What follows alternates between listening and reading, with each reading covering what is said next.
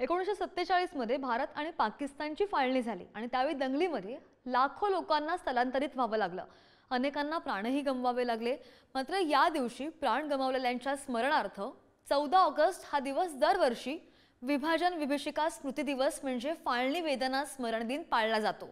यानिमित्त त्यावेळी घडलेल्या घटनांचं चित्र प्रदर्शन हे भरवण्यात आलंय आणि याचा आढावा घेतलाय आमचे प्रतिनिधी धनंजय दळवी यांनी। पाहूयात।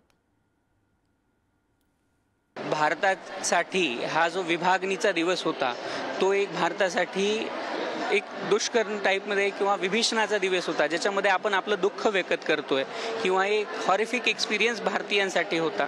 त्या आठवणींना दुजोरा देण्याचा आपण प्रयत्न करतोय की आपल्याला जे हे स्वातंत्र्य मिळालेलं आहे ते स्वातंत्र्य आपल्याला खूप साऱ्या कष्टानंतर मिळालेलं आहे किंवा या स्वातंत्र्यासाठी आपल्या खूप व्यक्तींना किंवा आपल्या खूप साऱ्या नागरिकांना याच्यासाठी ज्या त्रासाला सामोरं जावं लागलेलं आहे त्या त्रासाचा ज्या आठवणी आहेत त्या आपण या माध्यमातून आजच्या सगळ्या लोकांपर्यंत पोहोचवण्याचा प्रयत्न करतो आहोत। आज 14 ऑगस्ट आणि 14 ऑगस्ट हा दिन जर आपण पाहिला तर विभाजन विभीषिका दिवस स्मृती दिवस म्हणून या ठिकाणी आज मध्य रेल्वेकडून या ठिकाणी करण्यात आलेला आहे। मध्य रेल्वेमध्ये चित्र प्रदर्शन जे आहे ते करण्यात आलं आहे। आपण जर पाहिलं तर फाळणी स्मृती दिन जो आहे त्याचं अमानुष दुःख आणि ज्या वेदना सहन केलेल्या लोक आहेत त्यांना श्रद्धांजली वाहिली जाते आणि त्या सगळ्या आठवणींना एक उजाळा देण्याचा प्रयत्न जो आहे तो या ठिकाणी मध्य रेल्वेकडून करण्यात आलेला आपल्याला पाहायला मिळतोय।